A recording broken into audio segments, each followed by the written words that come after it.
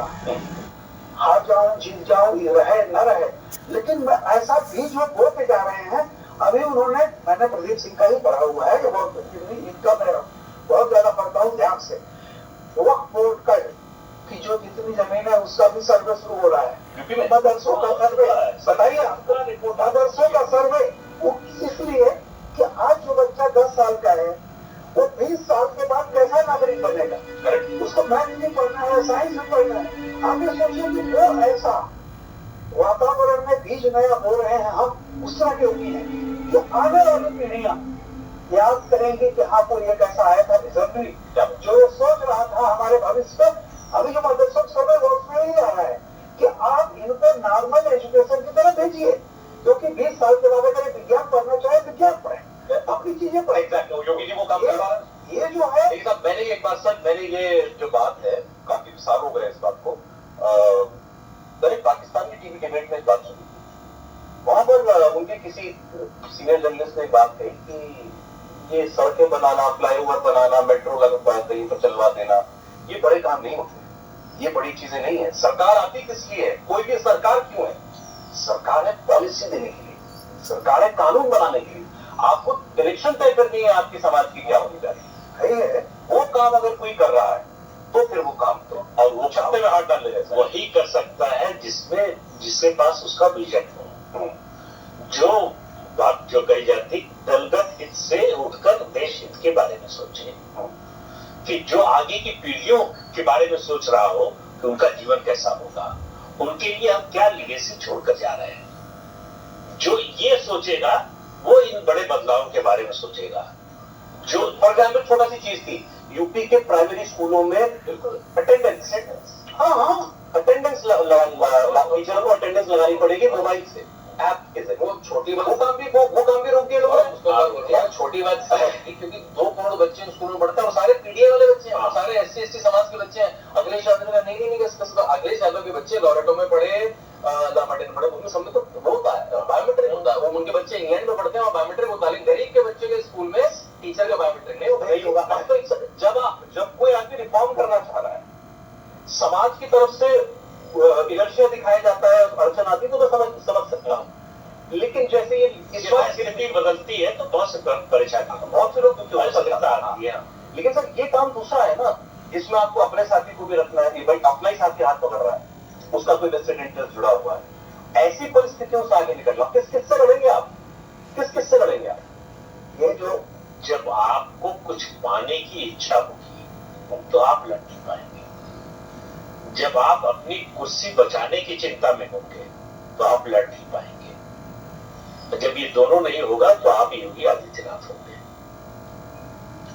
कोई फर्क नहीं पड़ता। मैंने सेल्फलेस आदमी है। बिल्कुल, मैं कुछ बड़ा काम करने के लिए आया हूं, कुछ बड़े परिवर्तन करने के लिए आया हूं। इसलिए उन्होंने कहा कि मैं नौकरी करने के लिए आया हूं। नौकरी करने आते, जैसे चल रहा था चलने देते, सब खुश रहते, सबको खाने देते, कोई विरोध न करता। यही लोग जो विरोध कर रहे हैं, जय जयकार कर रहे हैं, उसे जानकारी तक नहीं है नाज़ुल क्या है। देखिए हम लोग अभी तो डिस्कवरी कर रहे हैं, बहुत सारे लोग नाज़ुल की जमीन क्या चल रहा है, चलते ना। मुझे बहुत 2 लाख करोड़ की जमीन है भाई, मुझे लगा किसी भी सरकार की लॉटरी है। हाँ सरकार करिए काम। तो जो आप कह रहे थे, एक बड़ा पॉइंट है कि जो मुख्यमंत्री होता है वो एक CEO की तरह होता है या चीफ होता है, जिसका काम है पॉलिसी बनाना, विजन कि आने वाला समय, भविष्य की चुनौतियों को देख करके वो काम करता।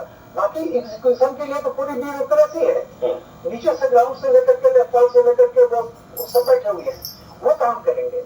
अभी जो योगी जी की बात कर रहे थे, आप जानते हैं धूमिल की एक लाइन है कि एक आदमी रोटी बेलता है, एक आदमी रोटी खाता है, एक तीसरा भी आदमी है जो न रोटी बेलता है न रोटी खाता है, वो रोटी से खेलता है। आप गाँव में जाइए, हर आदमी ने क्यों सरकारी स्कूल में अपने बच्चों को निकाल दिया, मास्टर जी आते ही।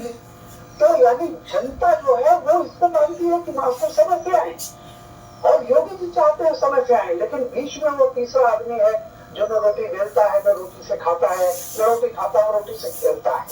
ये तीसरा आदमी वो अपनी पार्टी में भी है, बगल वाली पार्टी में भी, ये जो बीच में है ना।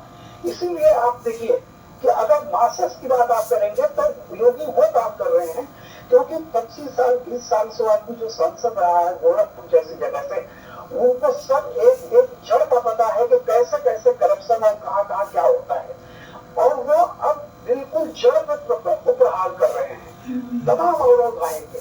ये जो आप कह रहे हैं ना टीचर, कैसे इसका हल्ला हो गया, हंगामा हो गया, लेकिन मैं बता दूं आपको, शुरुआत उन्होंने की है।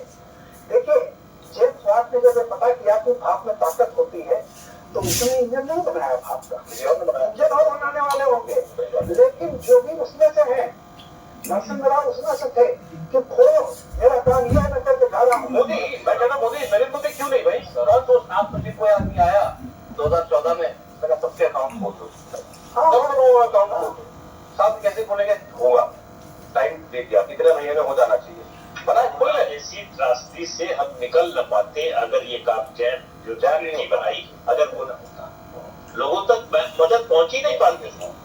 जर्मनी जैसा विकसित देश एक दिन में 1 लाख ट्रांजैक्शन करने में फेल हो गए, नहीं कर पाए, यहाँ करोड़ों हो रहे हैं। ये फोन है मेरे हाथ में, सब मुझे याद भी नहीं है मेरी जेब में कैश कब रखा था, मुझे नहीं याद है मेरी जेब में कैश था।